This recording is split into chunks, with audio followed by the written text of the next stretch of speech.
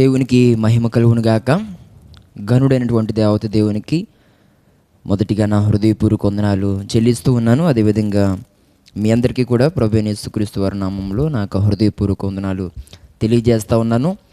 దేవుని యొక్క అత్యంత మహాకృపను బట్టి గతించిన కాలమంతా కూడా దేవుని యొక్క కృపలో మనందరం కూడా వర్ధిల్లుతూ ఆశీర్వదించబడుతూ దీవించబడుతూ నేటి దినాన దేవుని యొక్క సన్నిధిలో మరొక పర్యాయము దేవుని యొక్క మాటలు వినడానికి దేవుడు మనలందరినీ కూడా సమకూర్చిన విధానాన్ని బట్టి ప్రభువును స్తుతిస్తూ ఆయన నామాన్ని మహింపరుస్తూ ఉన్నాను. మీ అందరి కొరకు మేము ప్రార్థిస్తూ ఉన్నాం. మీలో చాలామంది మీ వ్యక్తిగత సమస్యల విషయాలపై మాకు ప్రార్థన అవసరతలు తెలియజేస్తూ ఉన్నారు. తప్పకుండా మేము మీ కొరకు ప్రార్థిస్తాం. మీరు కూడా ప్రార్థనాపూర్వకంగా దేవుని యందు విశ్వాసం కలిగి ఉండండి. మీరు కూడా ప్రార్థన చేసుకోండి.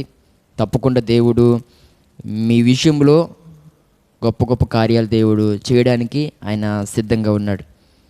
అదేవిధంగా ఈ యొక్క సందేశాలు మీకు దీవెనకరంగా ఉంటున్నట్లయితే కనుక ఈ బెతెస్దా ప్రార్థనా పరిచర్య ద్వారా మీకు అందించబడుతున్నటువంటి ఈ వర్తమానాల్ని అనేక మందికి మీరు షేర్ చేస్తూ ఆ రకంగా మీరు మాకు ప్రోత్సాహకరంగా ఉండాల్సిందిగా ప్రభువు పేరట తెలియజేస్తున్నాను. అంత మాత్రమే కాకుండా మేము చేస్తున్న పరిచర్య కొరకు మా సంఘాల కొరకు మీరందరూ కూడా ప్రత్యేకంగా భారం కలిగి ప్రార్థించే వారిగా ఉండాలని దేవుని యొక్క సేవకునిగా నేను తెలియజేస్తూ ఉన్నాను. ఈ యొక్క ప్రత్యేకమైన సమయంలో దేవుని యొక్క వాక్యాన్ని వినడానికి మనందరూ కూడా మన యొక్క మనస్సులను స్థిరపరచుకుందాం. దేవుడు నేటి దినాన మనతో మాట్లాడడానికి ఆయన ఇష్టపడతా ఉన్నాడు. దేవుని మాటలు వినడానికి మనం ఇష్టపడి స్థిర హృదయం కలిగి దేవుని యొక్క సన్నిధిలో మనము ఆయన మాట కొరకు కనిపెడుతూ మనము వింటున్నట్లయితే తప్పకుండా దేవుడు ఏదో ఒక మాట ద్వారా నేటి దినాన్న మనల్ని బలపరుస్తాడు అని దైవజనునిగా నేను విశ్వసిస్తూ ఉన్నాను. ఈ యొక్క సమయంలో అందరూ కూడా తలలో వంచండి, ప్రార్థన చేసుకుందాం. పరిశుద్ధుడా, నమ్మకమైన మా దేవా, నీ గణనామానికి కృతజ్ఞతాస్తుతులు చెల్లిస్తూ ఉన్నాం. నేటి దినాన తండ్రి, మేమందరం కూడా నీ సన్నిధిలో ఈ విధంగా సమకూర్చబడడానికి మీరు సహాయం చేశారు. ఈ యొక్క దినాన ప్రభువా, నీ యొక్క మాటలు వినడానికి ఇష్టపడుతూ ఉన్నాం. మాతో మీరు మాట్లాడండి. మా లోపాలను ప్రభువా మాకు తెలియజేస్తూ, మా అనుభవాలను సరిచేస్తూ, మమ్మల్ని హెచ్చరిస్తూ, అయ్యా గద్దిస్తూ, మమ్మల్ని ఆదరిస్తూ, ధైర్యపరుస్తూ మాతో మాట్లాడమని నీ సన్నిధిలో ప్రభువా మేమందరూ కూడా ప్రార్థిస్తూ ఉన్నాం. తండ్రి, మీరు ఆ విధంగా అయ్యా నీ యొక్క ఆత్మ నడిపింపును ప్రభువా మాకు దయచేయమని ప్రార్థిస్తూ ఉన్నాం. ఈ స్థలమందు ప్రభువా మీరుండండి. ప్రతి విధమైన శోధనను ప్రభువా లయపరుస్తూ ఉన్నాను. నీ కార్యాన్ని జరిగించండి. అయ్యా నీవు మాత్రమే మహిమ పొందుకోమని ప్రార్థన చేస్తూ యేసుక్రీస్తు నామములో ఈ ప్రార్థన అడిగి విడిచిన నా ప్రియ పరలోకపు తండ్రి, ఆమేన్, ఆమేన్. మంచిది. అందరూ కూడా కొంత సమయం దేవుని యొక్క మాటలు మనం వినడానికి ప్రయత్నం చేద్దాం. యోబు గ్రంథము 8వ అధ్యాయము 7వ వచనాన్ని మనము చదువుకుందాం. అప్పుడు నీ స్థితి మొదట కొద్దిగా ఉండినను తుదకు నీవు మహాభివృద్ధి పొందుదువు. మరొకసారి చదువుతాను. అప్పుడు నీ స్థితి మొదట కొద్దిగా ఉండినను తుదకు నీవు మహాభివృద్ధి పొందుదువు. ఈ యొక్క సమయంలో పిల్లరా, దేవుడు ఈ మాట ద్వారా మనతో ఏం మాట్లాడతాడు మనందరూ కూడా శ్రద్ధగా కనిపెడుతూ దేవుని యొక్క మాటలు విందాం. ఇక్కడ పిల్లరా, యోబు స్నేహితుడైనటువంటి బిల్దదు యోబుతో అంటున్నటువంటి మాట ఇది. యోబు పరిస్థితి మనందరికీ తెలుసు. దేవుడు యోబును పరిశోధించిన తర్వాత సమస్తం యోబు కోల్పోయాడు. కానీ చివరిలో మరలా యోబు రెండింతలుగా ఆశీర్వదించబడినట్లుగా మనం చూస్తాం. కారణం ఏంటి అని అంటే, దేవుడు యోబును శోధించలేదు, పరిశోధించాడు. ఒకవేళ దేవుడు మనల్ని శోధించే పని పెట్టుకుంటే మనము ఏ రకంగా కూడా ఆశీర్వాదాన్ని పొందుకోలేం, ఏ రకంగా కూడా మనము అభివృద్ధిని చూడలేం. ఎప్పుడు అని అంటే దేవుడు మనల్ని శోధిస్తే. కానీ దేవుడు మనల్ని పరిశోధిస్తే అది మన మేలుకే.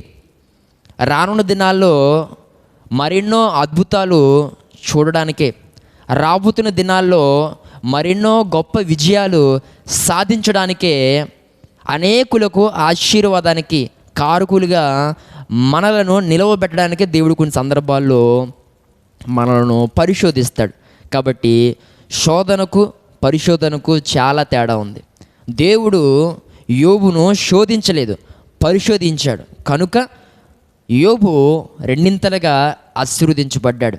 ప్రియ సహోదరి సహోదరుడా, గమనించండి, శోధన అనేది అపవాది కలుగజేసేది, పరిశోధన అనేది దేవుడు కలుగజేసేది.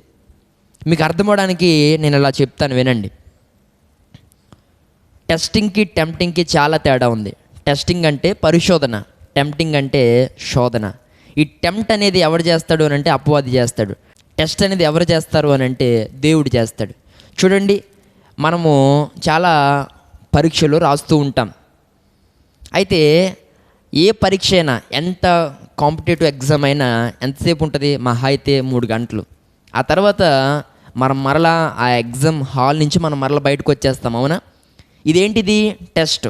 అంటే పరిశోధన అనేది దినాలు తరబడి దినాలు ఉండదు.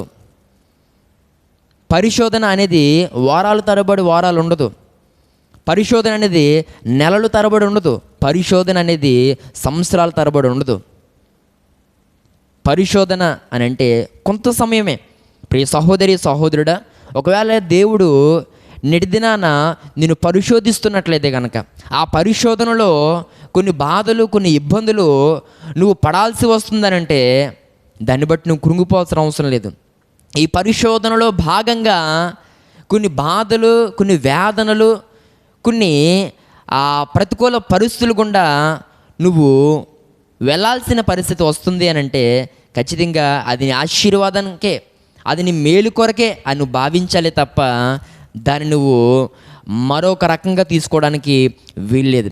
కాబట్టి పరిశోధన అనేది మన క్షేమం కోసమే. పరిశోధన అనేది దేవుడు పిల్లరా మనలను మరింత అభివృద్ధిలోనికి నడిపించడానికే అని మనం అర్థం చేసుకోవాలి. చాలా సమయాల్లో పిల్లరా దేవుడు మనల్ని పరిశోధిస్తూ ఉంటే కొంతమంది వచ్చి ఇలా అంటారు, పాస్టర్ గారండి, దేవుడు నన్ను ఎందుకు ఈ మధ్యకాలంలో బాగా శోధించేస్తున్నాడండి అని అంటారు.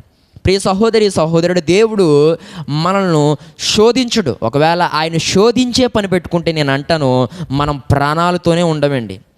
దేవుడు మనకు శోధన కలుగు చేస్తారు అని అంటే ఇక మనం భూమి మీద సజీవులుగా ఉంటామో లేదో కూడా తెలియదు. కానీ నేటి దినాన మనకు జీవిత యాత్రలో కొన్ని ఇబ్బందులు, కొన్ని బాధలు, కొన్ని వేదనలు మనము భరించాల్సిన పరిస్థితి వస్తుందనంటే, లేక ఇవన్నిటిని కూడా చూడాల్సిన పరిస్థితి వస్తుందనంటే దేవుడు పరిశోధిస్తున్నాడు. ఆ పరిశోధనలో పిల్లరా మనము విజయము సాధించే వారిగా ఉండాలి. ప్రియ సహోదరి సహోదరుడు, ఒకవేళ దేవుని యొక్క పరిశోధనలో నీకు కలిగేటువంటి శ్రమలను బట్టి, ఇబ్బందులను బట్టి కొన్ని సందర్భాల్లో నువ్వు తట్టుకోలేకపోతున్నట్లయితే కనుక ప్రభు సన్నిధిలో ఇలా ప్రార్థన చేయాలి, అయ్యా ఈ శ్రమలు తీసేయని కాదు, అయ్యా ఈ శ్రమను, ఈ యొక్క పరిశోధనను తట్టుకునేటువంటి ఆ యొక్క సామర్థ్యత నాకు దయచే ప్రభువా, ఆ సహనాన్ని నాకు దయచే తండ్రి, ఆ ఓర్పు నాకు దయచే ప్రభువా అని ప్రార్థిస్తే తప్పకుండా దేవుడు నీ యొక్క పరిస్థితులను మార్చి నిన్ను గొప్ప ఉన్నతమైన స్థితికి లేక అభివృద్ధిలోనికి దేవుడు నిన్ను నడిపించగలడు అని దేవునికి సేవకునిగా నేను చెప్తా ఉన్నాను. యోబు పిల్లరా ప్రారంభ దినాల్లో ఆ ఊజు దేశంలోనే ఎంతో గొప్ప ఆస్తిపరుడు. అన్నీ ఉన్నాయి యోబుకి. యోబుకు లేనిదంటూ ఏమీ లేవండి. యోబు జీవితంలో కొరత అనేది మనం చూడలేం.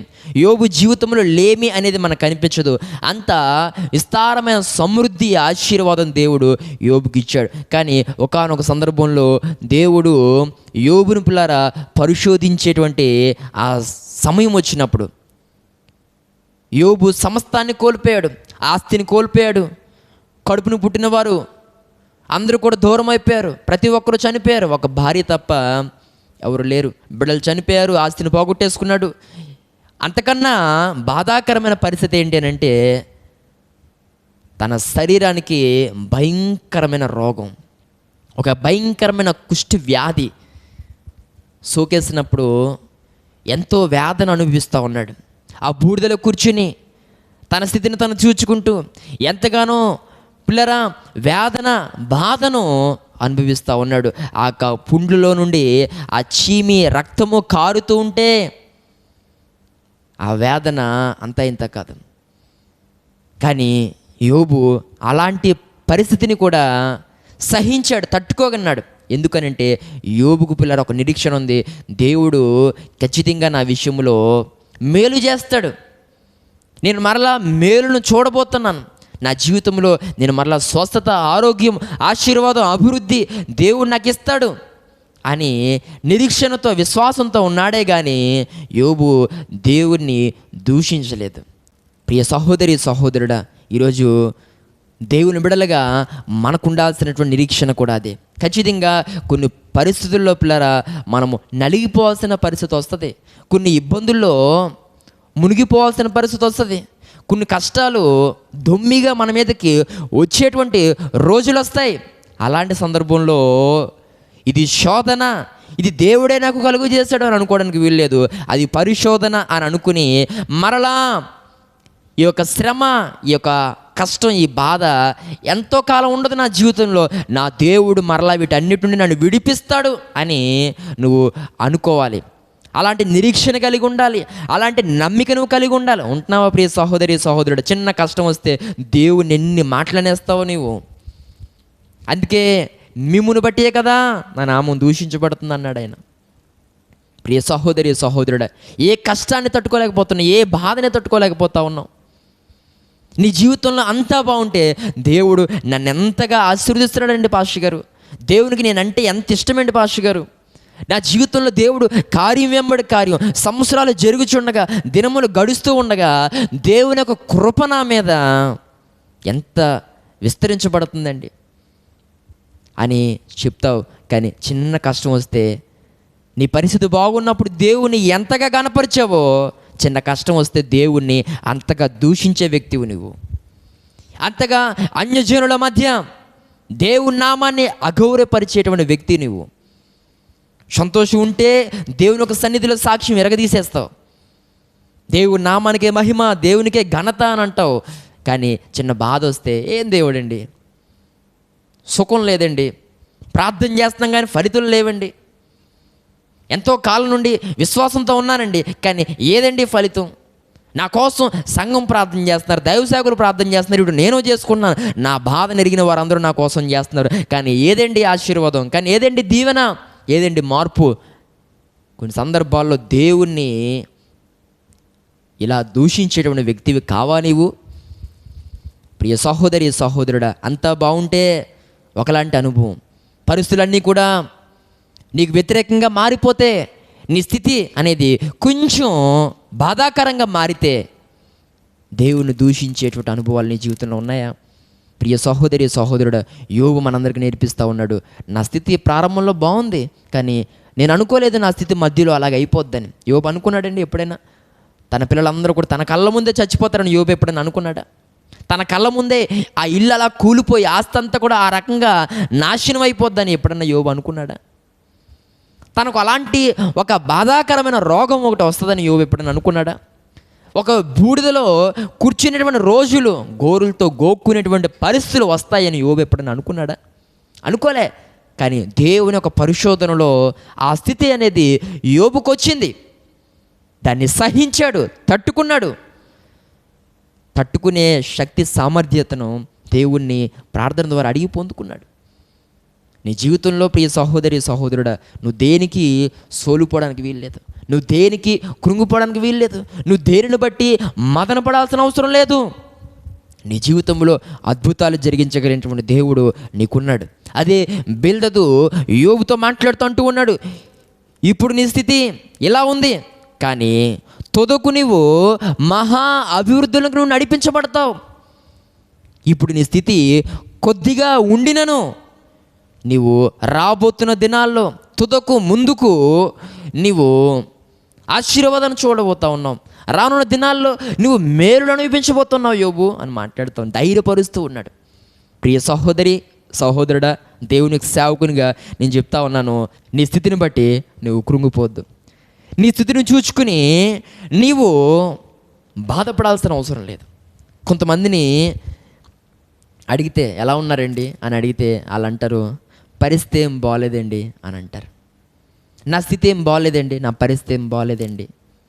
కారణం డే టు డే లైఫ్లో వారు ఎదుర్కొంటున్నటువంటి కొన్ని సవాళ్ళను బట్టి, కొన్ని అనారోగ్య పరిస్థితులను బట్టి, కొన్ని సమస్యలను బట్టి, కొన్ని ఆర్థిక సంబంధమైనటువంటి భారాలను బట్టి, కొన్ని రకాలైనటువంటి నిందలను బట్టి, అవమానాలను బట్టి, ఎదుర్కొంటున్నటువంటి అపజయాలను బట్టి కొంతమంది నా పరిస్థితి ఏం బాగలేదండి, నా స్థితి ఏం బాగలేదండి అని మాట్లాడుతూ ఉన్నారు. ప్రియ సహోదరి సహోదరుడు, ఒకవేళ దేవుడు మాట్లాడినట్టుగానే ఒకవేళ నీ జీవితం ఈరోజు ఇలా ఉంటే కనుక, దేవుని సేవకునిగా నేను చెప్తా ఉన్నాను, దేవుని ప్రేరణతో మాట్లాడుతూ ఉన్నాను, నీవు తుదకు మహాభివృద్ధి పొందుతావు. నిరీక్షణతో ఉండు. ఏం పర్లే, దేనికి నువ్వు భయపడాల్సిన అవసరం లేదు, దేనికి నువ్వు కృంగిపోవాల్సిన అవసరం లేదు. సహోదరుడా సహోదరి, ధైర్యంతో నీ హృదయాన్ని నింపుకో, నిరీక్షణతో నీ హృదయాన్ని నింపు, విశ్వాసంతో నీ హృదయాన్ని నింపు. దేవుడు మేలు చేస్తాడు, నిరీక్షణతో ఉండు అనేటువంటి ఆ మాటలతో నీ హృదయాన్ని నువ్వు బలపరుచుకో. నీ యొక్క ఆ ఆలోచనలు నువ్వు ఆ రకంగా నువ్వు మలుచుకో. నీ హృదయాన్ని, నీ యొక్క మైండ్ సెట్ని ఆ రీతిగా నువ్వు ప్రిపేర్ చేయి.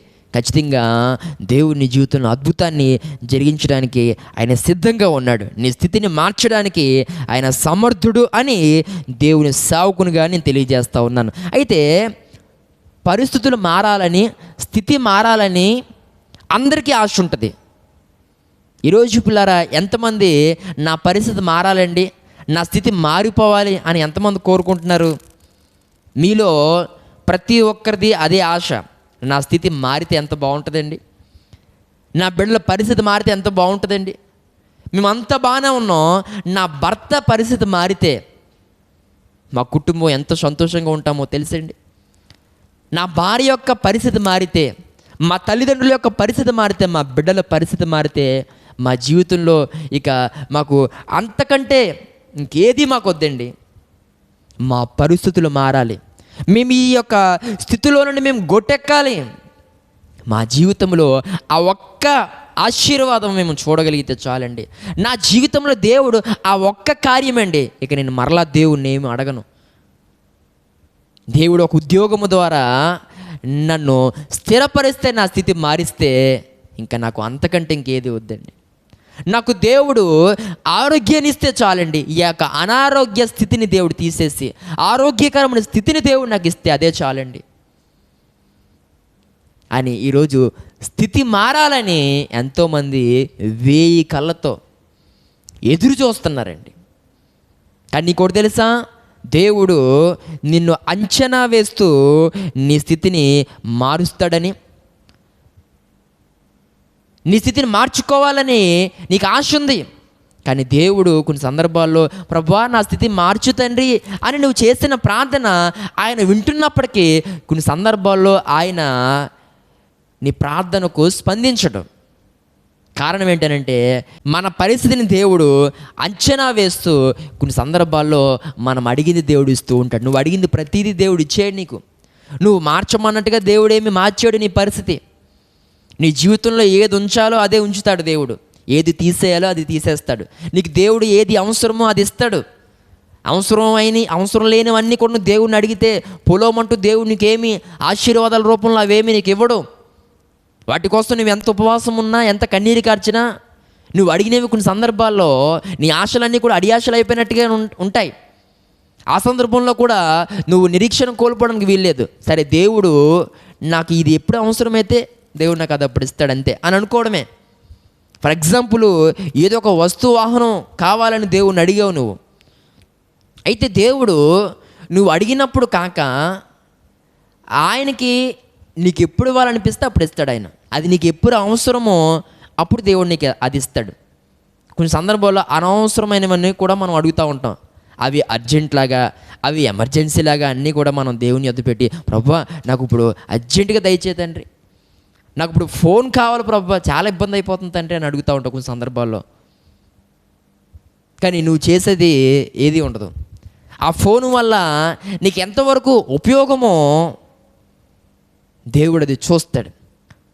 నువ్వు ఏదైనా ఒకటి అడుగుతున్నావు అని అంటే దానివల్ల నీకు ఎంత ఉపయోగమో దేవుడు అది అంచనా వేసి అది నీకు ఇస్తాడు, నీకు అవసరమైతే. నా మాట మీకు అర్థమైందా? దేవుడు నువ్వు అడిగింది ప్రతీది ఇవ్వడైనా. అది నీకు ఎప్పుడు అవసరమో అది అంచనా వేసి అది ఆయన గ్రహించి అప్పుడు నీకు అది ఇస్తాడు. ప్రియ సహోదరి సహోదరుడా, చూడండి, ఇప్పుడు నెలకు ఒక 5,000 రూపాయలు సంపాదించేటువంటి ఒక వ్యక్తికి మనము పట్టుకెళ్ళి ఫ్రీగా బెంజ్ కార్ ఇచ్చామనుకోండి, ఏం చేసుకుంటాడు? ఏం చేస్తాడు? దాంట్లో కనీసం ఆ కారు మెయింటెనెన్స్ అనేది చేయగలడా? ఆయిల్ చేంజింగ్స్ కానీ లేకపోతే చిన్న చిన్న వాటినైనా సరే చేయించుకోగలడా? దాంట్లో ఆయిల్ పోయగలడా? అసలు తనకు వచ్చేది ఎంత, తన యొక్క మెయింటెనెన్స్ ఎంత, దేవుడు దాన్ని చూస్తాడు. నేను అదే చెప్తా ఉన్నాను. కొన్ని సందర్భాల్లో మన స్థితి ఒకటైతే మనం దేవుడిని అడిగేది మరొకటి అవుతూ ఉంటుంది. ఖచ్చితంగా దేవుడు అది నీకు ఇవ్వడు. ఎందుకనంటే నువ్వంటే దేవునికి కోపం కాదు, అది ఇచ్చి నిన్ను మరింత అప్పుల్లోనికి నెట్టేయడం దేవునికి ఇష్టం కాదు. అది నీకు ఇచ్చి నిన్ను మరింత ఇబ్బందులు పాలు చేయడం దేవునికి ఇష్టం కాదు. కనుక కొన్ని సందర్భాల్లో నీ స్థితి ఏంటో, నీ సామర్థ్యత ఏంటో, నీ శక్తి ఏంటో, నీ బలం ఏంటో అది ఎరిగి దాన్ని అంచనా వేసి దేవుడు అది నీకు ఇస్తాడు. ప్రియ సహోదరి సహోదరుడా, కాబట్టి మనం అర్థం చేసుకోవాలి. చూడండి, ఒక చిన్నపిల్లడికి ఫ్యామిలీ ప్యాక్ బిర్యానీ ఇచ్చామనుకోండి, తినగలడా? అది 4 తింటారు. కొంతమంది ఉంటారులేండి, ఫ్యామిలీ ప్యాక్ని ఒక్కడు కూర్చుని తినేస్తూ ఉంటాడు. అలాంటి వాళ్ళ కోసం నేను మాట్లాడడం లేదు, కానీ చిన్నపిల్లల కోసం నేను మాట్లాడుతున్నాను. ఆ ఫ్యామిలీ ప్యాక్ని ఇచ్చి తినేరా నువ్వు ఒక్కడవే అని అంటే వాడు తినలేడు. నువ్వు ఫ్రీగా ఇచ్చినా తినలేడు. ఎందుకనంటే అది తినగలిగేటువంటి ఆ వయసు ఆడిది కాదు. అంత మాత్రమే కాకుండా అది ఎలాగోలాగా తినేస్తే దాన్ని డైజెస్ట్ చేసుకునేటువంటి ఆ శక్తి కూడా వాడిది కాదు, ఆ బలం కూడా వాడికి ఉండదు, ఆ లోన ఉంటే అవయవాలకు ఉండదు. అంతే. కొన్ని సందర్భాల్లో ప్రియ సహోదరి సహోదరుడు, దేవుడు నీ బలహీనతలను అంచనా వేసి నువ్వు అడిగింది దేవుడు నీకు ఇస్తూ ఉంటాడు. ప్రియ సహోదరి సహోదరుడా, ఈ మాటలు మీకు అర్థమవుతున్నాయని నేను అనుకుంటున్నాను. ఈ ప్రత్యేకమైన సమయంలో మనం అర్థం చేసుకోవాలి, నీ స్థితిని దేవుడు డెఫినెట్లీ మారుస్తాడు. నీ కండిషన్ దేవుడు తప్పకుండా దేవుడు మారుస్తాడు. నువ్వు రాబోతున్న దినాల్లో మహాభివృద్ధి యోబు వలె నువ్వు చూడబోతున్నావు. అప్పుడు దాకా ప్రియ సహోదరి సహోదరుడా మనము నిరీక్షణ కలిగి ఉండాలి. ఇంకో మాట చెప్తాను ఇక్కడ. దేవుడు మనకు మహాభివృద్ధిని దయచేసిన తర్వాత మనకు ఆ అభివృద్ధిని కాపాడుకోగలిగినటువంటి ఆ పరిస్థితి కూడా మనలో ఉండాలి. అర్థమవుతుందా? దేవుడు ఆశీర్వదిస్తాడు. ఆశీర్వాదాన్ని కాపాడుకోగలగాలి, మనం దాన్ని నిలబెట్టుకోగలగాలి. ఈరోజు చాలామంది దేవుడు ఆశీర్వదించిన తర్వాత కూడా ఇంకా రకరకాలైనటువంటి ప్రతికూల పరిస్థితుల్లో ముందుకు వెళ్తున్న వారు నేటి దినాల్లో ఉన్నారు. కారణం ఏంటి?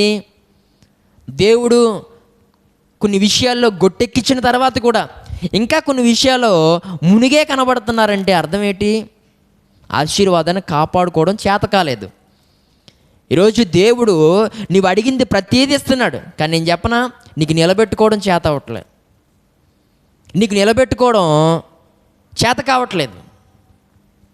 నువ్వు అడిగిన ఇల్లు దేవునికి ఇచ్చాడు, వాహనాన్ని దేవునికి ఇచ్చాడు, ఎన్నో వస్తువులు దేవునికి ఇచ్చాడు, కానీ ఈరోజు ఎన్నింటిని నువ్వు నిలబెట్టుకున్నావో నేను అడుగుతా ఉన్నాను.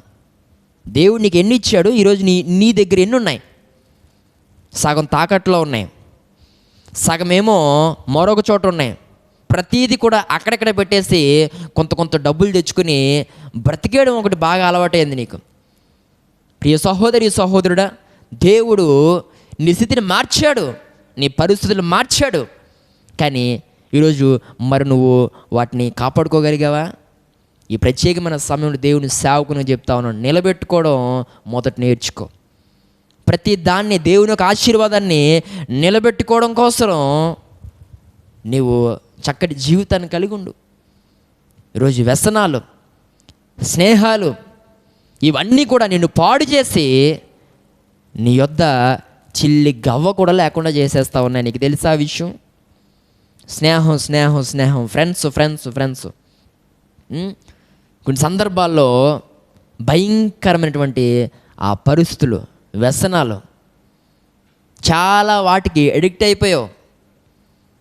ప్రతిరోజు సాయంత్రమో లేకపోతే ఆ సమయంలో వాటిని తీసుకోకపోతేనే కానీ డ్రగ్స్కి ఎడిక్ట్ అయిపోయావు. ఈరోజు వాటికి బానిసగా బ్రతుకుతా ఉన్నావు. ఏం నిలబడదు నీ దగ్గర. అవసరమైతే పిల్లలను కూడా అమ్మేస్తావు నువ్వు. కడుపును పుట్టినటువంటి పిల్లలను కూడా అమ్మేస్తావు నువ్వు. నీ స్థితి అంత దారుణంగా, అంత బాధాకరంగా ఈరోజు ఉంది. గమనించు సహోదరుడా, దేవుని సేవకుడిగా నేను చెప్తా ఉన్నాను. ఈరోజు దేవుడు నీ స్థితిని మార్చాలని నేను ఆశపడుతున్నాడు. ఈ ప్రత్యేకమైన సమయంలో దేవుని సేవకుని చెప్తా ఉన్నాను. నీవు మార్పు చెందితే, దేవుడు మాట్లాడుతున్న మాటలను బట్టి నువ్వు సరిచేయబడితే తప్పకుండా నీ జీవితంలో నువ్వు తుదకు మహా అభివృద్ధిని నువ్వు చూస్తావు. దేవుని నామమునకు మహిమ కలుగును గాక. మంచిది. కాబట్టి ఇక్కడ మనం ఆలోచన చేస్తే మన స్థితి దేవుడు ఎలా అభివృద్ధి చేస్తాడు, ఇది నేటి దినాన మన యొక్క వాక్య ధ్యానాంశం. నేటి దినాన దేవుడు మన స్థితిని ఎలా అభివృద్ధి చేస్తాడు, ఈ యొక్క ప్రత్యేకమైన సమయంలో గమనిద్దాం. దేవుడు మన స్థితిని ఆయన ఎలా అభివృద్ధి చేస్తాడు మనం చూస్తే, మొదటి దినవృత్తాంతాల గ్రంథము 14వ అధ్యాయము 2వ వచనాన్ని మనం చదువుకుందాం. తన జనులకు ఇశ్రాయేలీయుల నిమిత్తము యెహోవా అతని రాజ్యమును ఉన్నత స్థితిలోనికి తెచ్చినందున ఆయన తను ఇశ్రాయేలీయుల మీద రాజుగా స్థిరపరిచినని దావీదు గ్రహించెను.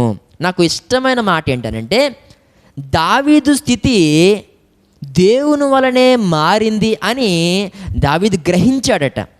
అంటే నా స్థితి ఈరోజు ఇలా ఉందంటే కారణము దేవుడు అని గ్రహించాడట దావీదు. ఈ గ్రహింపు నీకు నాకు ఉంటే నేటి దినాన్ని ఎంత బాగుంటుందండి మన జీవితం. మన పరిస్థితుల్లో ఎన్ని గొప్ప కార్యాలు మనం చూడగలుగుతాం.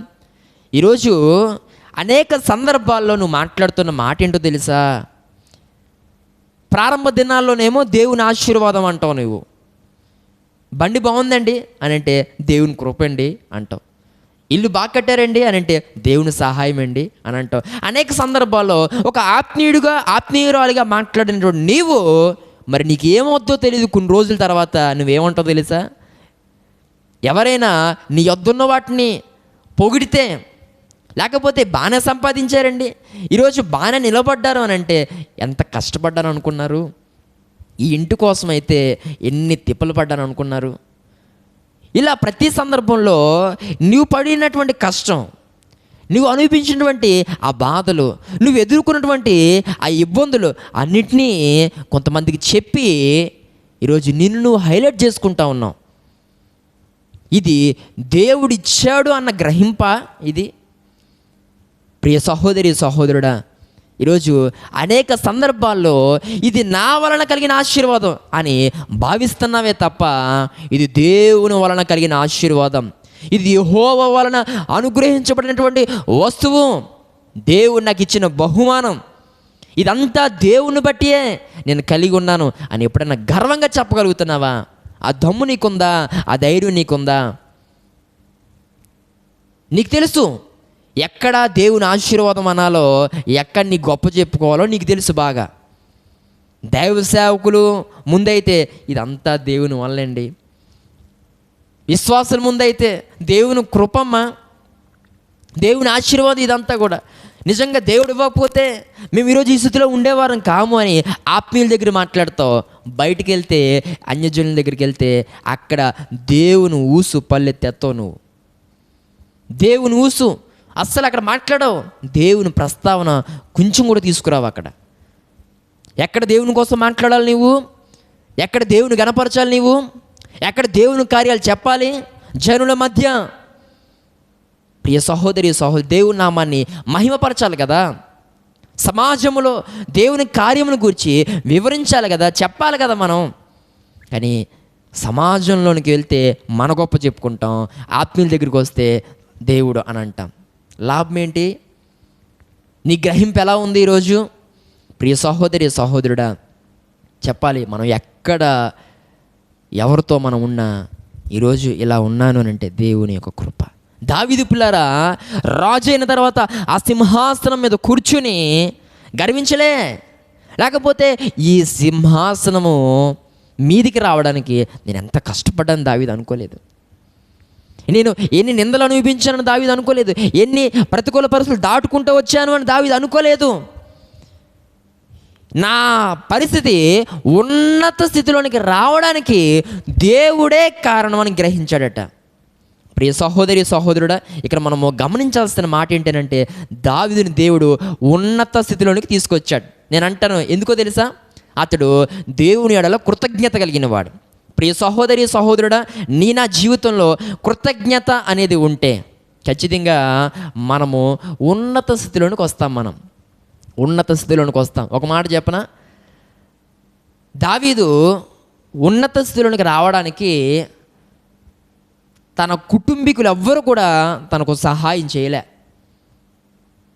దావీదు ఉన్నత స్థితిలోనికి రావడానికి దేవుడు తప్ప మరొకరెవ్వరూ దావీదుకు సహాయం చేయలే.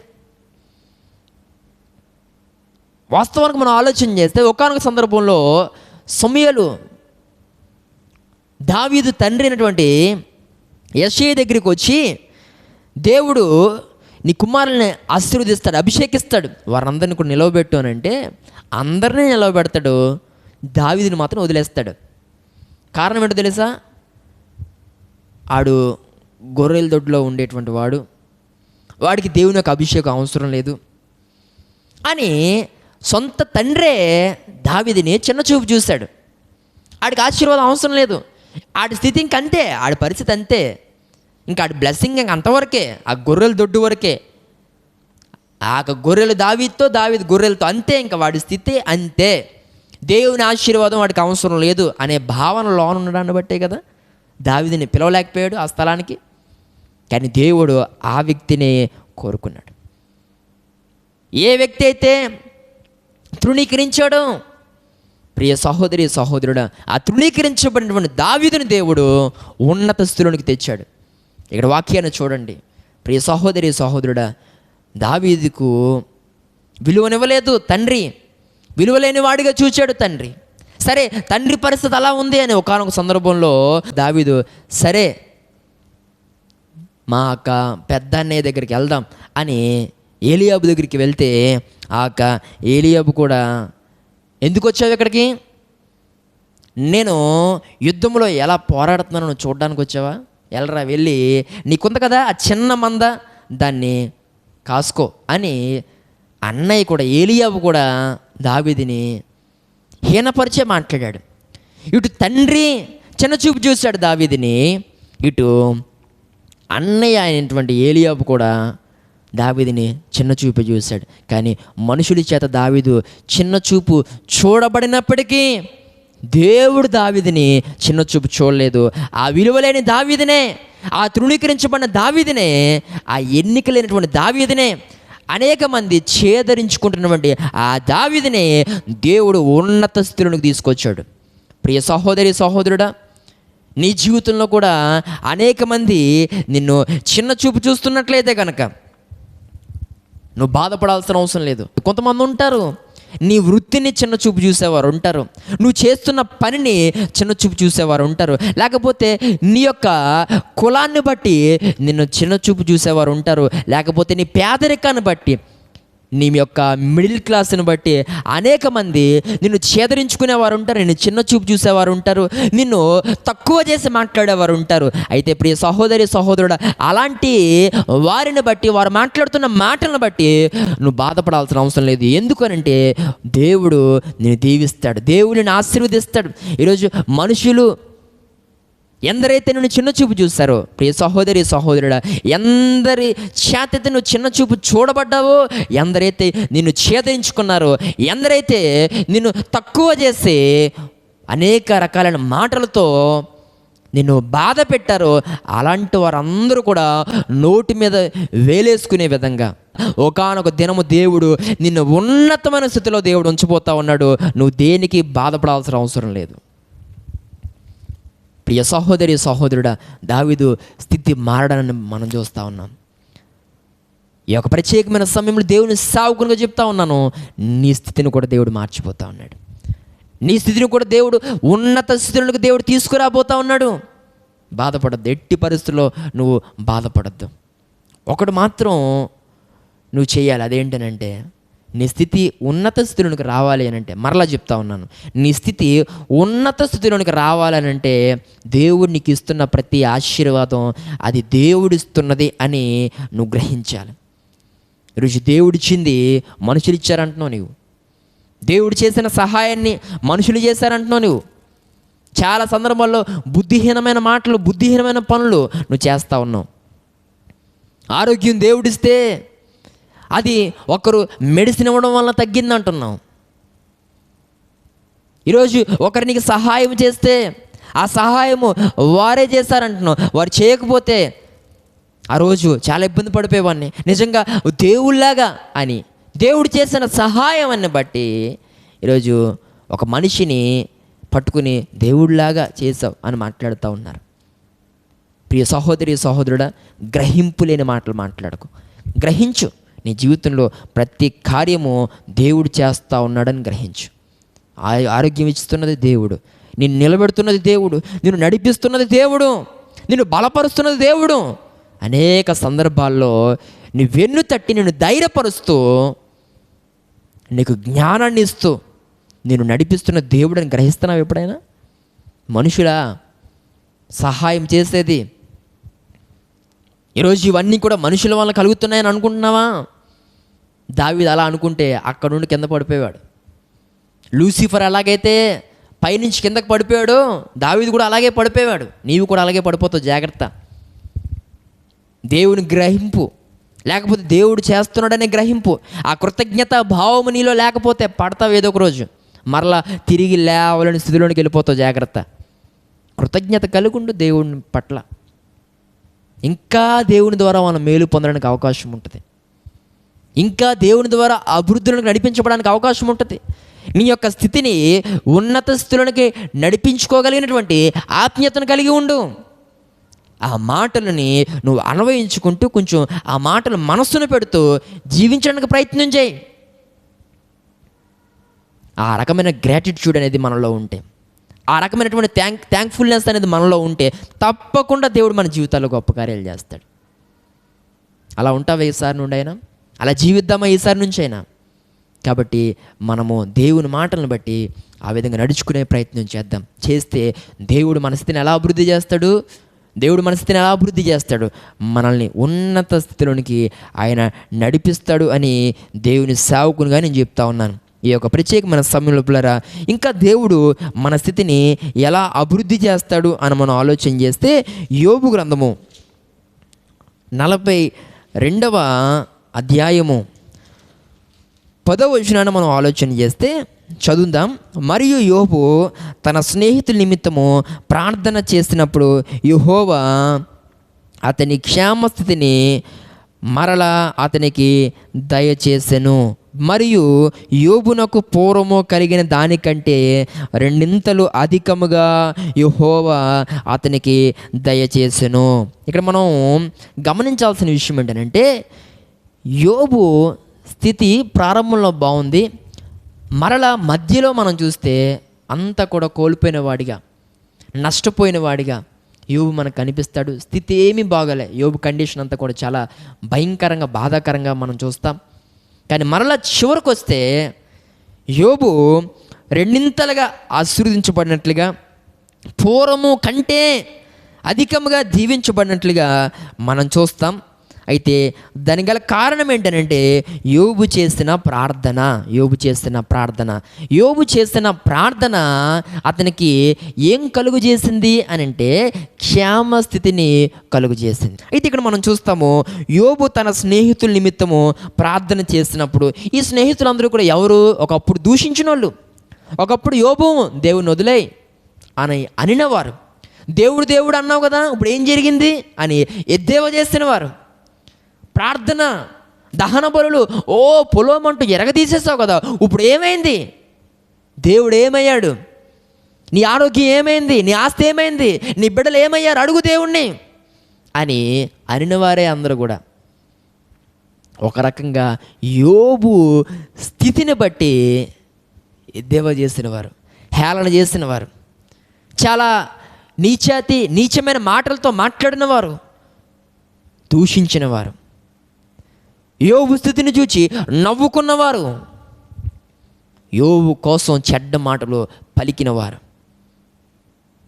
అయితే యోబుకు దేవుడు ఆరోగ్యం ఇచ్చిన తర్వాత యోబు వారి మీద పగ తీర్చుకున్నాడా అని అంటే లేనేలేదు. యోబు ఎవరైతే తనని ఎన్ని మాటలైతే మాట్లాడారో ఆ మాటలన్నీ కూడా గుర్తుపెట్టేసుకుని ఆ మాటలకు సమాధానం చెప్పే ప్రయత్నం చేశాడా? లేదు. లేకపోతే వారు అంటున్న మాటలకు కోప్పడి వారితో గొడవలు పెట్టుకున్నాడా? లేదు. యోబు వారి కోసం ప్రార్థన ఒకటే చేస్తాడు. ప్రియ సహోదరి సహోదరుడా, ప్రార్థన నీ ప్రతి పరిస్థితి మారుస్తుంది. ఆ విషయం మనందరం చాలా సందర్భాల్లో వింటాం. కానీ ఈ అనుభవం గుండా కొందరు మాత్రమే ప్రయాణిస్తారు. ఈ యొక్క ప్రత్యేకమైన సమయంలో దేవుని సేవకునికి చెప్తా ఉన్నాను, ప్రార్థన అనేది నీ జీవితంలో ఆగిపోతే నీ జీవితంలో మార్గాలు మూసిపోతాయి. క్షేమము అనేది నీకు దూరం అయిపోద్ది. నాశనాలు అనేవి నీకు మరింత దగ్గరికి వచ్చేస్తాయి. బాధలు, ఇబ్బందులు అనేవి నీ చుట్టూరా ఉంటాయి, నువ్వు వాటి మధ్య ఉంటావు. ఎప్పుడు ప్రార్థన లేనప్పుడు ద్వారాలు మూయబడతాయి, మార్గాలు మూయబడతాయి, అవకాశాలు దూరం అయిపోతాయి, ఆశీర్వాదాలు నీకు కనబడనంత దూరంలో ఉంటాయి, నీ ఆశలు అడియాశలు అయిపోతాయి, ఆరోగ్యము క్షీణించిపోతుంది, విలువ లేని స్థితిలోనికి మనం దిగజారిపోతాం. ఎప్పుడు తెలుసా? ప్రార్థన లేనప్పుడు. ప్రార్థించాలండి, మనం ప్రార్థించేవారిగా ఉండాలి. క్రైస్తవునికి ఆయుధం ఏంటో తెలుసా? ప్రార్థనే కదా. ఈరోజు నీ జీవితంలో ప్రార్థన అనుభవం గుండా నువ్వు ముందుకు వెళ్తా ఉన్నావా? నేను అంటాను, నీ ప్రార్థన ప్రారంభ దినాల్లో ఎంత బాగుండేదో, కానీ ఇప్పుడు నీ ప్రార్థన ఎలా మారిపోయిందని అంటే ఏవో కొన్ని ఉమ్ముతడి మాటలతో లేక కొన్ని అలవాటుతో కూడినటువంటి మాటలతో అలాగా టైంపాస్ చేసేసేటువంటి ప్రార్థన ఈరోజు నువ్వు చేస్తున్నావు. అవునా కాదా? 5 నిమిషాలు ఆగకుండా ప్రార్థన చేయమంటే దాంట్లో సగానికి సగం ప్రార్థన అంతా ఏంటనంటే, ప్రభువా నీకు స్తోత్రాలు స్తోత్రాలు, నాయనా నీకు స్తోత్రాలు స్తోత్రాలు, స్తుతులు స్తుతులు. ఇదేనా? స్తుతించడం తప్ప నేను అనటం లేదు, నన్ను మరొకలా మీరు అర్థం చేసుకోవద్దు. కొన్ని సందర్భాల్లో అక్కడ ఏం పలకాలో నీకు తట్టకపోతే, అక్కడ ఏ మాట మాట్లాడాలో లేక ఏమి ప్రార్థించాలో నీకు అర్థం కాకపోతే స్తుతులు స్తోత్రాలతో టైంపాస్ చేసేసేటువంటి ప్రార్థన అనుభవంలోనికి వచ్చేసావు నీవు. ఇప్పుడు నా మాట అవాస్తవం అయితే కనుక ప్రార్థించు, ఒక 10 నిమిషాలు ప్రార్థించు. ఏ రకంగా నీ ప్రార్థన జీవితం ఉందో ఒకసారి ఆలోచన చెయ్యి, నీకు అర్థమైపోద్ది. ఒక్కసారి కొన్ని సందర్భాల్లో సందర్భానుసారంగా ప్రార్థించేటువంటి ఆ అనుభవం నీకు లేకుండా పోయింది. ఒక సందర్భం ఇస్తే మరొక సందర్భం కోసం ప్రార్థన చేస్తావు. ప్రారంభ ప్రార్థన అని అంటే అవసరం లేని విషయాలన్నీ కూడా ప్రస్తావిస్తూ ప్రార్థన చేస్తావు. వాక్యం కోసం ప్రార్థన చేయమంటే పాటలు పాడినోళ్ళ కోసం చేస్తావు, చేయబడిన ఆరాధన కోసం చేస్తావు, లేకపోతే కొన్ని సమస్యల కోసం చేస్తావు. ఈరోజు సందర్భానుసారంగా ప్రార్థించేటువంటి ఆ అనుభవం ఒకప్పుడు ఉండేది నీకు, కానీ ఇప్పుడు కోల్పోయావు. అది ఆ ప్రార్థన ఆ స్థితి కోల్పోయావు నీవు. సందర్భానుసారంగా ప్రార్థించడం రాదు. ప్రార్థన మొదలు పెడితే దేవుని నుండి కార్యాలు వెంటనే పొందుకోగలిగేటం ప్రార్థన చేస్తున్నాం మనం. ప్రియ సహోదరి సహోదరుడు, లేదండి, మనము ప్రార్థన జీవితంలో దిగజారిపోయాం. ఒప్పుకుంటే ప్రార్థన వస్తుంది. లేదు, నేను మాట్లాడిన దాన్ని తప్పుపట్టే ప్రయత్నం చేస్తే నీ ప్రార్థన జీవితం అలానే ఉంటుంది. కాబట్టి ప్రార్థనలో చెయ్యి. స్తుతించాలి, కరెక్టే, కానీ ఇంకా స్తుతిస్తూనే ఉంటావు, అదే ప్రార్థన. ఇంకా ప్రియ సహోదరి సహోదరుడా, ఇక నాయన తండ్రి దేవా ప్రభువా ఇంకివేనా? ప్రార్థన అంతా కూడా ఇవే వినబడతాయాక వాక్యాలను కలుపుకుంటూ ప్రార్థన చేయవా? వాగ్దానాలను కలుపుకుంటూ ప్రార్థన చేయవా? వ్యక్తుల్ని కలుపుకుంటూ ప్రార్థన చేయవా? ప్రియ సహోదరి సహోదరుడా, ఈరోజు నీ యొక్క ప్రార్థన సమయాన్ని పెంచు. ప్రార్థన చేయడం నేర్చుకో. ప్రార్థనలో స్పష్టత నేర్చుకో. కొన్ని సందర్భాల్లో ప్రార్థన చేస్తావు, ఏం చేస్తావో నీకే తెలియదు. ప్రార్థన అది నీకు దేవునికి అర్థం అవ్వాలి, ఇక అంతే. ఇంకా మూడో వ్యక్తికి అర్థం అవ్వదు. అవును, ప్రార్థన అంటే దేవునితో మాట్లాడడం కదా, మేము మాట్లాడుకున్నప్పుడు మధ్యలో మీకు అర్థం అవ్వాల్సిన అవసరం ఏముంది అన్నట్లుగా నీ ప్రార్థన ఉంటుంది కొన్ని సందర్భాల్లో. మైక్లోనే చేస్తావు కానీ స్పష్టత ఉండదు. ఈరోజు అలాంటి అనుభవంలో నువ్వు ముందుకు వెళ్తా ఉన్నావు, కానీ గొడవాడాల్సి వస్తే స్పష్టంగా గొడవాడతావు. ఆ బూతులు స్పష్టంగా వినబడతాయి నీ నోటి నుండి. ఆ పొగరుబోతు మాటలు, ఆ పొగరుబోతు మాటలు, ఆ పనికి మాలిన మాటలలో అవి మాట్లాడుటలో స్పష్టత ఉంటుంది, కానీ ప్రార్థించుటలో ఉండదు నీకు. ప్రియ సహోదరి సహోదరుడా, ప్రార్థించేవారిగా మనం ఉండాలి. ఇక్కడ యోబు ఎప్పుడైతే ప్రార్థన అనుభవాన్ని కలిగి ఉన్నాడో అప్పుడు తన జీవితానికి క్షేమము అనేది వచ్చింది. ప్రియ సహోదరి సహోదరుడా, నీ జీవితంలో నువ్వెంత ప్రార్థన చేస్తే అంత క్షేమం నీ కుటుంబానికి ఉంటుంది. నీ జీవితంలో నువ్వు ఎంత ఎక్కువగా ప్రార్థన చేస్తే, నీ జీవితంలో ఎంత నువ్వు నీ ప్రార్థనా సమయాన్ని పెంచుకుంటే అంతగా నువ్వు ఆశీర్వదించబడతావు, అంతగా నువ్వు దీవించబడతావు. ఈ ప్రత్యేకమైన సమయంలో నీ ప్రార్థన సమయాన్ని పెంచుకోమని దేవుని సేవకునిగా నేను చెప్తా ఉన్నాను. దయచేసి ప్రార్థించండి. అన్నం తినేటప్పుడు కాదు ప్రార్థన. కొంతమంది కంచంలో పెట్టినటువంటి ఆ ఆహారానికి చేస్తారు ప్రార్థన. ప్రభువా, ఈ ఆహారాన్ని పరిశుద్ధపరచండి, ఈ ఆహారాన్ని పెట్టిన వారిని దీవించండి. తినేటప్పుడు చేసుకుంటావు ప్రార్థన. అలా ప్రార్థన చేయడం కూడా కొంతమంది ప్రార్థనలో ఎదగడం అనుకుంటారు. కొంతమంది బయటికి వెళ్ళేటప్పుడు ఆ బీరువాకు ముఖం పెట్టి ఏం చేస్తారో తెలియదు, అలాగే వచ్చేస్తారు బయటికి. అలా ప్రతిరోజు చేయడం కూడా ప్రార్థనలో బలపడపోవడమే అనుకుంటారు చాలామంది. పడుకునేటప్పుడు ప్రభువా, ఈ రాత్రి అంతా కూడా పీడకలలు రాకుండా, ఏ దయ్యం నా కాలు చెయ్యట్టుకుని లాక్కుపోకుండా నాకు సహాయం చేయ ప్రభువా, ఏ సప్పుడులు వినబడకుండా నాకు సహాయం చేయ ప్రభువా, ఈ రాత్రి అంతా కూడా నా చుట్టూ నీవు ఉండు, నువ్వు కూడా పడుకోకుండా నీ దూతల్ని కాపలా పెట్టి నాకు ఈ రాత్రి మంచి నిద్ర ఇవ్వు ప్రభువా అని ప్రార్థన చేసి పడుకుంటారు. ఇలా 3 పూట్ల ప్రార్థిస్తూ జీవించడం కొంతమంది ప్రార్థనలో పొలోమంటూ బలపడిపోవడం అనుకుంటున్నారు. కానే కాదు. నువ్వు ఏ విషయాలు దిగజారిపోతున్నావో ఆ విషయాలు ప్రభు సన్నిధిలో పెట్టి దేవుని క్షమించమని అడుగుతూ ప్రార్థించేటువంటి పరిస్థితులు మనలో ఉండాలి. అంత మాత్రమే కాకుండా ఇక్కడ యోబు తన స్నేహితుల నిమిత్తం ఈరోజు అనేక సమస్యల కొరకు మనం ప్రార్థించేవారిగా ఉండాలి. ఎందుకనంటే చాలా ప్రతికూల పరిస్థితులు మన చుట్టూ చోటు చేసుకున్నాయి. ఎంతో బాధను కొన్ని రాష్ట్రాల వారు అనుభవిస్తున్నారు. కొంతమంది దైవ సేవకులు చంపబడ్డం, అనేక మంది క్రైస్తవులు బాధించబడ్డం అనేది మనం చూస్తూ ఉన్నాం. దేశ క్షేమం కోసం, సువార్త ప్రకటన కోసం, అదేవిధంగా సువార్థికుల కోసం, దేశంలో ఉన్నటువంటి క్రైస్తవుని కోసం, అదేవిధంగా ఈ దేశాన్ని పరిపాలిస్తున్నటువంటి ఆ నాయకుల కోసం, రాష్ట్ర నాయకుల కోసం మనందరూ కూడా ప్రార్థించాలి.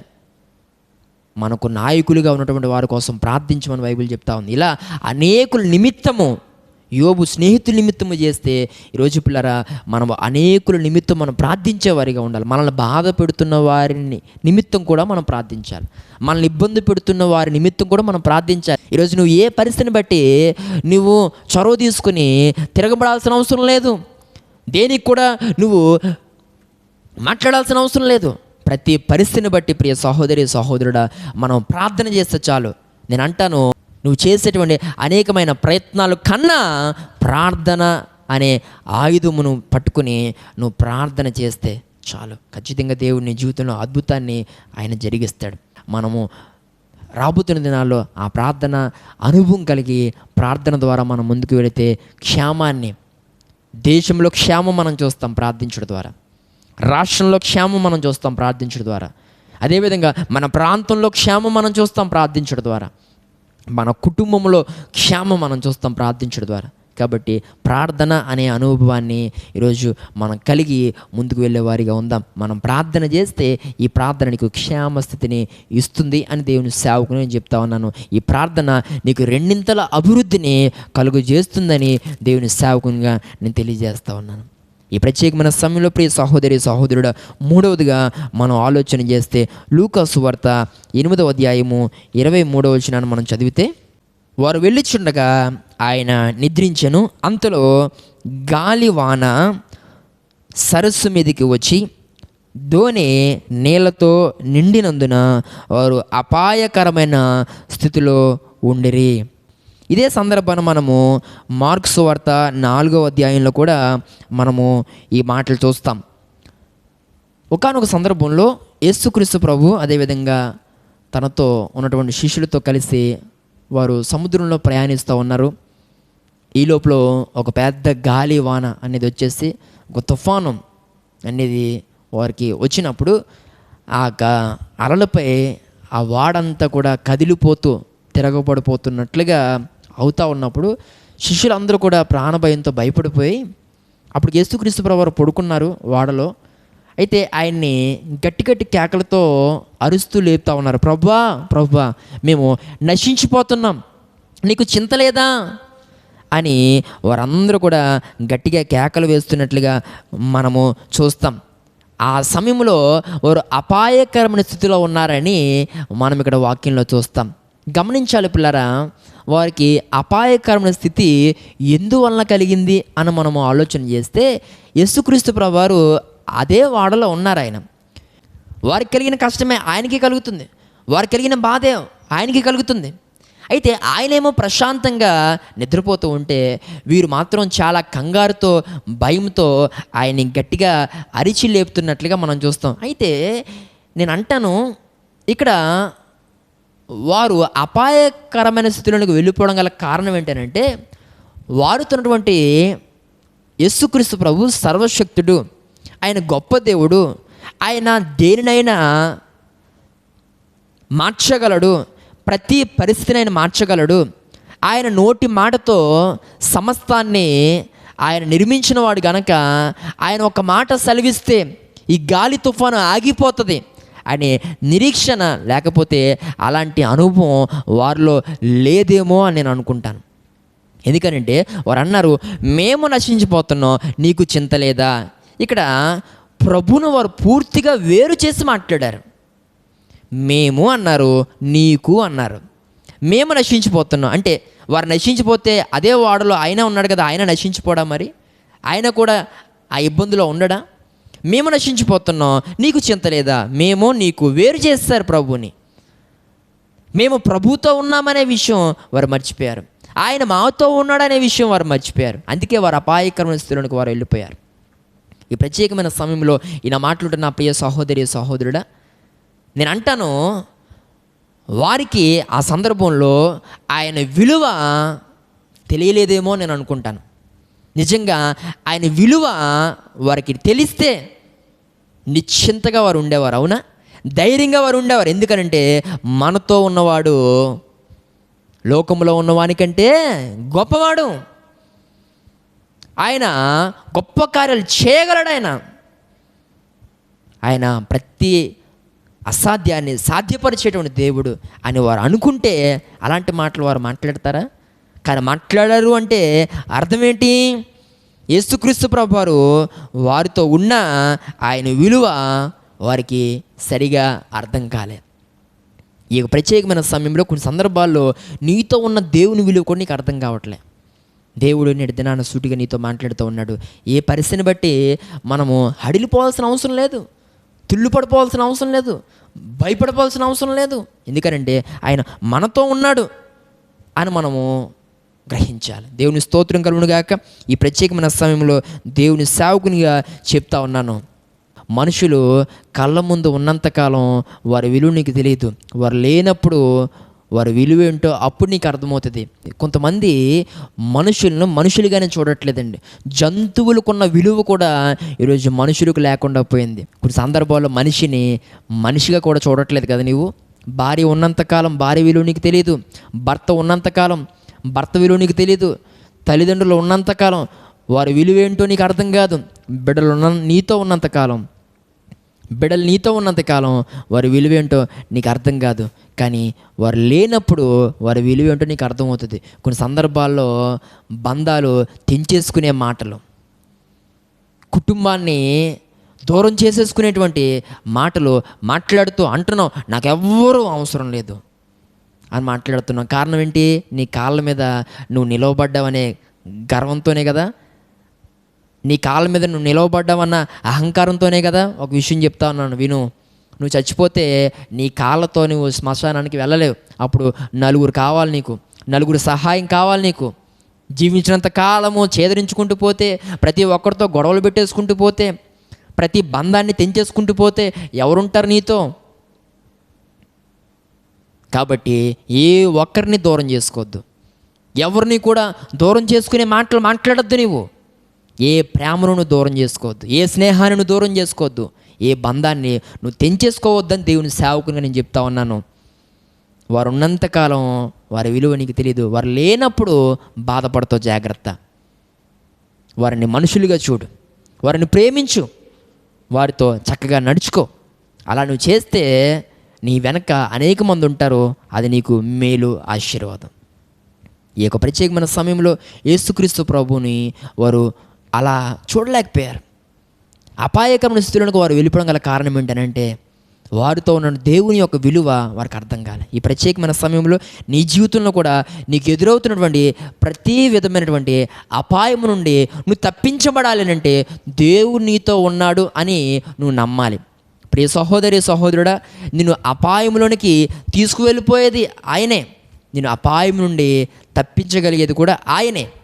కాబట్టి ఆయన విశ్వాసం ఉంచి దేవుడు నాతో ఉన్నాడు, ఈ అపాయం నుండి దేవుడు నన్ను తప్పిస్తాడు, ఈ యొక్క ప్రతికూల పరిస్థితి నుండి దేవుడు నన్ను తప్పిస్తాడు, దేవుడు నాకు ఖచ్చితంగా సహాయం చేస్తాడు అనే విశ్వాసంతో, అలాంటి నమ్మికతో నీవు ఉండాలి.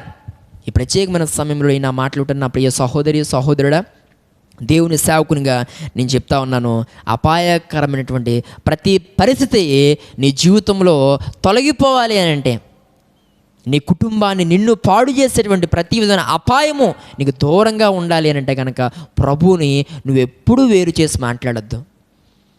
పాటల్లోనేమో ప్రభా నువ్వు నాతో ఉన్నావు, ప్రభా నేను నీతో ఉన్నాను తండ్రి అని మాట్లాడి, కొన్ని సందర్భాల్లో దేవుని వేరు చేసి మాట్లాడితే, ప్రభా నేను ఎంత బాధలో ఉన్నాను చూస్తున్నావా అని అంటే ప్రభుని వేరు చేసినట్టే కదా. అయ్యా నా స్థితి నీకు అర్థమవుతుందా అని అన్నావు అని అంటే దేవుని వేరు చేసినట్టే కదా. అయ్యా నా కన్నీరును చూడు తండ్రి, నా బాధను చూడు ప్రభువా అన్నావంటే దేవుడు చూడట్లేదనా నీ యొక్క ఉద్దేశం? ప్రియ సహోదరి, సహోదరుడు, ఏ రోజు కూడా ఇలాంటి మాటలు మాట్లాడద్దు. విశ్వాస సహితమైన మాటలు మాట్లాడడానికి ప్రయత్నం చేద్దాం. అయ్యా నువ్వు చూస్తున్నావు, అయ్యా నీకు తెలుసు, నువ్వు చేస్తావు. విశ్వాస సహితమైన మాటలు మాట్లాడదాం. అపాయకరమైన స్థితి నుండి మనము బయటపడే అవకాశాలు ఉంటాయి. విశ్వాస సహితమైన మాటలు మాట్లాడితే అపాయకరమైనటువంటి ఆ స్థితి నుండి మనం బయటపడే అవకాశాలు ఉంటాయి. ఈ ప్రత్యేకమైన సమయంలో నా మాట్లాడుతున్న నా ప్రియ సహోదరి, సహోదరుడా, నీవు నీ జీవితంలో దేవుని కలుపుకుంటూ ప్రార్థించు, దేవుణ్ణి కలుపుకుంటూ నువ్వు మాట్లాడు. ఖచ్చితంగా దేవుని జీవితంలో అద్భుతమైన కార్యాలు చేస్తాడు. ప్రతి విధమైన అపాయాన్ని నీ జీవితంలో దేవుడు తప్పిస్తాడు. ఇక చివరిగా మనం ఆలోచన చేస్తే రోమిలకు రాసిన పత్రిక 5వ అధ్యాయము 11వ వచనాన్ని మనము చూడగలిగితే, అంతేకాదు మన ప్రభు అయిన యేసుక్రీస్తు ద్వారా మనము దేవుని యందు అతిశయపడుచున్నాము. ఆయన ద్వారానే మనము ఇప్పుడు సమాధాన స్థితి పొంది ఉన్నాము. ఆయన ద్వారానే మనం ఇప్పుడు సమాధాన స్థితి పొంది ఉన్నాము. ఈరోజు చాలామంది జీవితాల్లో సమాధానం లేదు. ఏవో బాధలు, ఏవో ఇబ్బందులు, ఏవో కష్టాలు, ఏవో నష్టాలు ఎదుర్కొంటున్నటువంటి కొన్ని సవాళ్ళను బట్టి, అపజయాలను బట్టి ఈరోజు చాలామంది మానసికంగా సమాధానం కోల్పోతున్నారు. ఎంతో ఉంది తినడానికి, అనుభవించడానికి ఎన్నో ఉన్నాయి, కానీ సమాధానం లేనటువంటి పరిస్థితి, నెమ్మది లేనటువంటి పరిస్థితి. ఈరోజు పిల్లరా ఎంతోమంది కోటీశ్వర్లు ఈరోజు భయంతో బ్రతుకుతున్నటువంటి పరిస్థితి. జీవితంలో ఎంతో ఆస్తుంది, ఎంతో విస్తారమైన సమృద్ధి, ఇలాంటివన్నీ కూడా కలిగి ఉండిన దినాల్లో చాలామంది సమాధానం లేని వారే ఉన్నారు. ఈ ప్రత్యేకమైన సమయంలో సహోదరి, సహోదరుడా, నీవు నీ జీవితంలో ఈరోజు సమాధాన స్థితిని చూడాలి అని అంటే కనుక తప్పకుండా దేవుడు నీకు సహాయం చేస్తాడు. ఏ రోజు కూడా నీవు దేనిని బట్టి కూడా నువ్వు కృంగిపోవద్దు, నువ్వు బాధపడద్దు. ఎందుకంటే యేసుక్రీస్తు ద్వారా నీకు సమాధాన స్థితి అనేది కలుగుతుంది. సమస్యలు తొలగిపోతే ప్రతి పరిస్థితి తొలగిపోతుంది. టైం పడుతుంది, వెయిట్ చేయాలి మనం. చూడండి, చాలా సమయాల్లో మనం చాలా స్థలాల్లో వెయిట్ చేస్తాం. పర్లేదండి, ఎంతసేపు అయినా కూర్చుంటానండి అంటాం. ఒక అధికారిని కలవడానికి వెయిట్ చేస్తాం. ఇలా ఈ లోక సంబంధమైనటువంటి విషయాల్లో వెయిట్ చేసే అనుభవం ఉంటుంది, కానీ దేవుడిచ్చే ఆశీర్వాదం కొరకైతే ఆ వెయిటింగ్ మనలో ఉండదు. అదేంటో తెలియదు. ఆశీర్వాదాల కార్యాలు వెంటనే జరిగిపోవాలి. ఇక్కడ ఆలస్యం అవ్వకూడదు, కానీ చాలా చోట్ల ఆలస్యమైనా పర్లేదు. ప్రియ సహోదరి సహోదరుడా, నీ జీవితంలో కూడా దేవుడు కార్యం చేస్తాడు ఖచ్చితంగా. ఆయన చేయనా అని ఆయన అనటం లేదు. ఇది నా వల్ల అవ్వదు అని దేవుడు అనటం లేదు. ఇది నేను నీకు ఇవ్వలేను అని దేవుడు చెప్పలేదు కదా. ఇది నా వల్ల కాదు అని దేవుడు అనలేదు కదా. దేవుడు చేస్తాడు ఖచ్చితంగా. మనుషులైతే అలా అంటారు, ఇది నా వల్ల సాధ్యమవుదండి, ఇది నాతో అయ్యే పని కాదండి, ఇది నాకు చెప్పే సమస్య కాదండి, లేకపోతే మీరు ఈరోజు ఈ సమస్యను చెప్తే అవ్వదండి, మీరు ఈరోజు వస్తే పని అవదండి, రేపు ఎల్లుండు లేకపోతే పలానా రోజు చేస్తాను అని మనుషులైతే అంటారు. కానీ దేవునికి ఇలాంటి మాట్లాడడం చేత కాదు. ఆయన ఖచ్చితంగా చేస్తాడు. ఆయన నీ జీవితంలో మేలులు చేస్తాడు, ఆశీర్వాదాలు నీకు అనుగ్రహిస్తాడు. నీ జీవితంలో ఉన్నటువంటి ఒత్తిడిని దేవుడు తీసేస్తాడు. ఆ మానసికమైన క్షోభను దేవుడు తొలగిస్తాడు. ఆ గుండెల్లో గూడు కట్టుకుపోయిన వేదనను దేవుడు సంతోషంగా మారుస్తాడు. ఆ దుఃఖాన్ని నాట్యంగా దేవుడు మారుస్తాడు. సమాధాన స్థితిని నువ్వు చూస్తావు. దేవుని యందు నిరీక్షణ కలిగి ఉండు. ఆయన మీద నమ్మికతో నువ్వు ముందుకు వెళ్ళు. కొన్ని సందర్భాల్లో ప్రతి చిన్న విషయానికి ఎక్కువగా ఆలోచిస్తూ స్ట్రెస్ ఫీల్ అవుతూ ఉన్నారు చాలామంది. ఈరోజు అనేక మంది అనారోగ్య బారిన పడ్డం గల కారణం ఏంటో తెలుసా? ఈ యొక్క స్ట్రెస్సే. ఈ యొక్క ఒత్తిడి వలన, ఆర్థిక ఇబ్బందుల వలన, జరుగుతున్నటువంటి నష్టాలను బట్టి, తమ జీవితంలో ఎదుర్కొంటున్నటువంటి అపజయాలను బట్టి, ప్రతికూల పరిస్థితులను బట్టి, కొన్ని సవాళ్ళను బట్టి అనుకుంటున్నారు ఇది అవుతుందా అవ్వదా, ఒక టెన్షన్లోన బాధ, సరిగా తిని పడుకోలేని పరిస్థితి, బీపీలు పెంచేసుకోవడం, కళ్ళు తిరిగి పడిపోవడాలు. ఈరోజు ఎంతోమంది ఇలాంటి అనుభవాల్లో ముందుకు కొనసాగుతూ ఉన్నారు. ప్రియ సహోదరి సహోదరుడా, నీ భారాన్ని దేవుని మీద వేయి. ఆయన నీ భారాన్ని నా మీద వేయొద్దని చెప్పలేదు. ఆయన అనుదినము ఆయన నీ భారాన్ని భరించే దేవుడు కదా. కాబట్టి నీ ప్రతి విధమైన భారాన్ని దేవుని మీద వేయి. నువ్వు నిశ్చింతగా ఉండు. అనారోగ్య పరిస్థితులు నీ జీవితంలో నీ చేతులారా నువ్వు తెచ్చుకోవద్దు. నీ చేతులారా నువ్వు ఆరోగ్యాన్ని పాడు చేసుకోవద్దు. నీ ప్రతి విధమైన స్ట్రెస్ని దేవుని మీద వేసేస్తాయి. నీ ప్రతి విధమైన ఒత్తిడిని దేవుని మీద వేసి నువ్వు నిశ్చింతగా, నువ్వు ధైర్యంగా, నువ్వు సమాధానంతో, నెమ్మదితో నీ ఉండు. ఖచ్చితంగా దేవుడు వాటి కాలములో ఖచ్చితంగా దేవుడు నీ జీవితంలో గొప్ప కార్యాలు దేవుడు జరిగిస్తాడు.